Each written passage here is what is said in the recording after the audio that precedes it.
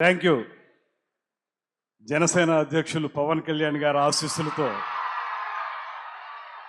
మంత్రిగా మీ ముందు నిలబడడం అనేది నాకు గర్వకారణం అనేటువంటి మాటను ముందుగా తెలియజేస్తూ, ఒక వినోదాత్మకమైనటువంటి చిత్రాన్ని ఒక మంచి స్క్రీన్ ప్లే తోటి, మంచి నటనతోటి అద్భుతంగా రూపొందినటువంటి ఒక సినిమాని అఖండ విజయం సాధించి పెట్టినటువంటి 50 మంది మెగా అభిమానులకు, సినిమా అభిమానులకు, ఇక్కడికి విచ్చేసిన అందరికీ కూడా నమస్సుమాంజలి తెలియజేస్తా ఉన్నాను. కొరియన్ కనకరాజు సినిమా నేను ప్రత్యక్షంగా చూశాను. నిన్న నాగబాబు గారు మీరు రేపు వైజాగ్ రావాల్సి ఉంటుందని చెప్పినప్పుడు నిన్ననే ఈ సినిమాని ప్రత్యేకంగా చూశాను. నిజానికి వరుణ్ తేజ్ గారిలో ఉన్నటువంటి నిజమైన నటుడు అంటే, ఇంతకుముందు సినిమాలు కూడా ఒకటి రెండు నేను చూశాను, కానీ డిఫరెంట్ జోనర్స్లో చేసినప్పుడు ఆ పర్టిక్యులర్ పాత్రకి సంబంధించినంత వరకు మాత్రమే ఆయన అద్భుతంగా పోషించడం మనం చూసాం. ఈ సినిమాలో చూస్తే ఒక పక్కన వినోదం, మరో పక్కన గ్యాంగ్స్టర్ రోల్, రెండిటి మధ్య ఉన్నటువంటి వ్యత్యాసాన్ని అత్యద్భుతంగా సెల్యులాయిడ్ మీద చూపించగలిగినటువంటి ఘనత, ఆ అభిరుచి, పరిణితి ఇవాళ వరుణ్ తేజ్ గారిలో మనం చూడగలుగుతున్నాం అనేటువంటి మాటని నేను మనవి చేస్తున్నాను. ముఖ్యంగా మొదటి భాగం అంతా కూడా పూర్తిగా హాస్యరసంగా ముందుకు వెళితే, రెండో భాగానికి వచ్చేటప్పుడు ప్రధానంగా ఆ గ్యాంగ్స్టర్ క్యారెక్టర్ చేయటం, అది కూడా ఒకే సమయంలో కనకరాజుగా, గ్యాంగ్స్టర్గా రెండు పాత్రల్ని కూడా ఒకే సమయంలో రకరకాల హావభావాలతో చేయటం అనేది నిజంగా అప్పుడు అనిపించింది, yes he's from mega family అనేటువంటి మాట స్పష్టంగా అనిపించింది.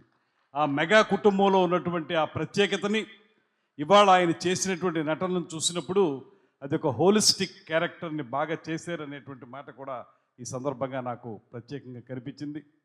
అదేవిధంగా సినిమాకి సంబంధించి సత్య గారి యొక్క నటన, మనందరం కూడా చాలా ఇష్టపడేటువంటి కమెడియన్స్లో ఈ మధ్య సత్య గారు చాలా ప్రథమ స్థానంలో ఉన్నారు.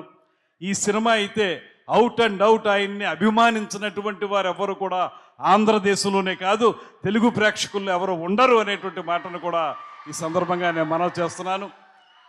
హీరోకి సపోర్టింగ్గా అద్భుతంగా నటించారు.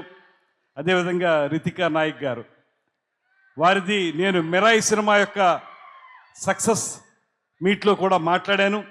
That time also I have appreciated her in a very big way. ఆ సినిమాలో కూడా మంచి ఎక్స్ప్రెషన్స్ ఇచ్చారు. ఈ సినిమా కూడా ఫుల్ లెంత్ క్యారెక్టర్ని చాలా బాగా చేశారు. నిజానికి చెప్పాల్సి వస్తే ఈ ముగ్గురు కూడా ప్రతి ఫ్రేమ్లోనూ సినిమాలో మనకు కనపడుతూ ఉంటారు. సపోర్టింగ్ క్యారెక్టర్స్ చాలా సినిమాకి బలాన్ని ఇస్తున్నప్పటికీ కూడా ఈ ముగ్గురు యొక్క ప్రతిభ, వారి ప్రదర్శన చాలా అద్భుతంగా ఉందనేటువంటి మాట ఈ సందర్భంగా మనం ప్రత్యేకంగా చెప్పాలి. ముఖ్యంగా స్క్రీన్ ప్లేని అద్భుతంగా రాసినటువంటి డైరెక్టర్ గారే స్క్రీన్ ప్లే రాశారని కూడా అనుకుంటున్నాను నేను. మేర్లపాక గాంధీ గారు స్క్రీన్ ప్లే కూడా చాలా అద్భుతంగా ఉంది. ఎక్కడా కూడా సినిమాలో మనకి లేద్దాం, బయటికి వెళదాం లేకపోతే అనేటువంటి పరిస్థితి లేకుండా ఏదైతే ఆ సటిల్ స్క్రీన్ ప్లే ఏదైతే ఉంటుందో, లేకపోతే దాన్ని టెంపోతో మెయింటైన్ చేసే స్క్రీన్ ప్లే ఉంటుందో అది ఉంది. సాధారణంగా ఇక్కడి నుంచి మళ్ళీ కొరియా వెళ్ళేటప్పటికి కొరియాలో ఉండే సన్నివేశాలు అవన్నీ కూడా మనకు కొంచెం పూర్తిగా చూడగలవా లేదా అనేటువంటి పరిస్థితుల్లో కూడా ఆసక్తిని ఎక్కడా కూడా తగ్గించకుండా సినిమాను అద్భుతంగా రూపొందించినందుకు డైరెక్టర్ గారికి ప్రత్యేకంగా అభినందనలు తెలియజేస్తున్నాను. అదేవిధంగా నిర్మాత గారు, ఆయనతోటి సినిమా రిలీజ్కు ముందే నేను మాట్లాడడం జరిగింది. కారణం ఏంటంటే ఇవాళ మనకు ఉన్నటువంటి సెన్సార్ బోర్డు ఉన్నటువంటి కొన్ని రకాల ఆంక్షల వల్ల కొంచెం ఇబ్బంది కలిగితే ఆ సమయంలో ఒక ఫోన్ కాల్ మాత్రమే నేను సెన్సార్ బోర్డు వారికి చేయడం జరిగింది. చేయటం వల్ల ఇబ్బంది లేకుండానే అవన్నీ కూడా జరిగినాయి. కానీ అల్టిమేట్గా చూస్తే ఇవాళ నేను సినిమా రిజల్ట్ చూస్తే ఈ సినిమా వరుణ్ తేజ్ గారి కెరీర్లో ఒక బెస్ట్ ఫిల్మ్గా నిలబడుతుంది. దాంతోపాటు ప్రేక్షక ఆదరణ, ఇంతకుముందు ఆయనకి ఒక మంచి సందేశాత్మక చిత్రాల్లో నటించినందుకు మంచి పేరు చూడొచ్చు, కానీ సినిమా ప్రజాదరణ కూడా పొందినటువంటి ఒక మంచి సినిమాగా ఇది నిలబడింది అనేటువంటి మాటను కూడా ఈ సందర్భంగా నేను మనవి చేస్తున్నాను. ముఖ్యంగా ప్రేక్షకులు ఎవరైతే ఉన్నారో మీ అందరికీ ఇలాంటి మంచి సినిమాని ఆదరించినందుకు మీ అందరికీ కూడా ప్రత్యేకమైనటువంటి అభినందనలు. ముఖ్యంగా నేను ఇక్కడ ఉన్నటువంటి మా మిత్రులు సహచర శాసనసభ్యులు మా అందరికీ కూడా రోజు నిత్యం విమర్శలు ప్రతి విమర్శలతోటి కొంచెం హీట్గా ఉండే మాకు ఈ సినిమా చూస్తే మనసు చాలా దూది పింజలాగా తేలిపోయిందనేటువంటి మాటను కూడా ఈ సందర్భంగా నేను మనవి చేస్తున్నాను. చాలా హ్యాపీగా ఫీల్ అయ్యాం, ఆనందంగా ఫీల్ అయ్యాం. 2 గంటల 45 నిమిషాలు ఈ సినిమా నిడివి. ఈ 2 గంటల 45 నిమిషాలు నిడివి కూడా సినిమా ఎక్కడా కూడా ఇబ్బంది లేకుండా తీసినందుకు దర్శక నిర్మాతలకి కురు మొత్తానికి కూడా ప్రత్యేకమైన అభినందనలు తెలియజేస్తూ వరుణ్ తేజ్ గారి కెరీర్లో ఇది ఒక అద్భుతమైన సినిమా అవుతుంది.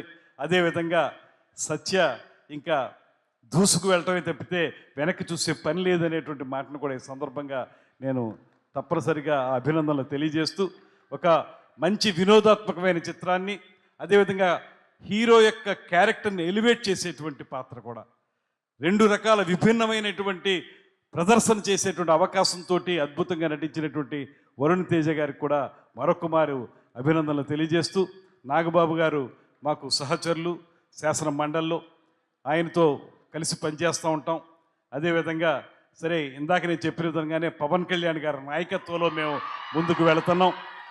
అందరం కూడా కలిసికట్టుగా ఈ రాష్ట్రాన్ని ముందుకు తీసుకెళ్లాలని. దాంతోపాటు మంత్రిగా నేను చెప్పాల్సిన మాట ఒకటి ఉంది. ఈ రాష్ట్రంలో కూడా తెలుగు చలనచిత్ర పరిశ్రమని వేళ్ళూనుకునేలా చేయాల్సినటువంటి బాధ్యత మా మీద ఉంది. తప్పనిసరిగా ఇప్పటికే ఇంతకుముందే వరుణ్ తేజ్ గారు నాతో చెప్పారు, మొత్తం అనంతపురంలోనే ఈ సినిమా యొక్క షూటింగ్ చేసామనేటువంటి మాట. చాలా సంతోషం అనిపించింది.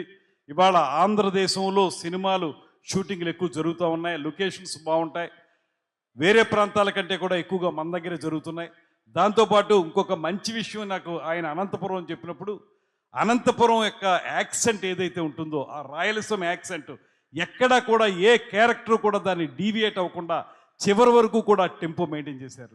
ఎస్పెషల్లీ హీరో నేను చూశాను, ఎక్కడైనా సరే ఆర్డినరీ ఆయనకు సహజంగా ఉండేటువంటి వెస్ట్ గోదావరి యాక్సెంటు హైదరాబాద్ యాక్సెంటు వచ్చేస్తుందేమని ఎక్కడా లేకుండా కూడా చివరి వరకు కూడా యాక్టర్లు అందరూ కూడా ఆ యాక్సెంట్ని ఆ డైలెక్ట్ని మెయింటైన్ చేశారు.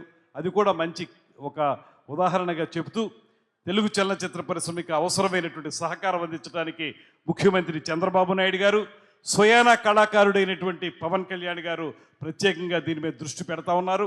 మిమ్మల్ని అందరినీ నిర్మాతల్ని వారిని కూడా నేను కోరేది ఒకటే, షూటింగ్లు ఇక్కడ బాగానే చేస్తున్నారు కానీ మౌలిక సదుపాయాల కల్పన, స్టూడియోలు కానీ రికార్డింగ్ థియేటర్లు కానీ రికార్డింగ్ థియేటర్లు కానీ ఇవి ఎక్కడా కూడా మన రాష్ట్రంలో మీరు నిర్మించడం లేదు.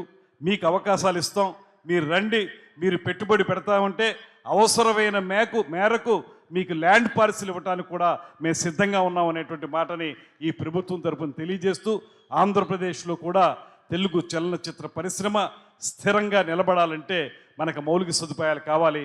అందులో అందరం కలిసి కృషి చేద్దాం అనేటువంటి మాటని మరొకసారి మీ అందరికీ మనవి చేసుకుంటూ సెలవు తీసుకుంటున్నాను. నమస్కారం. జై హింద్.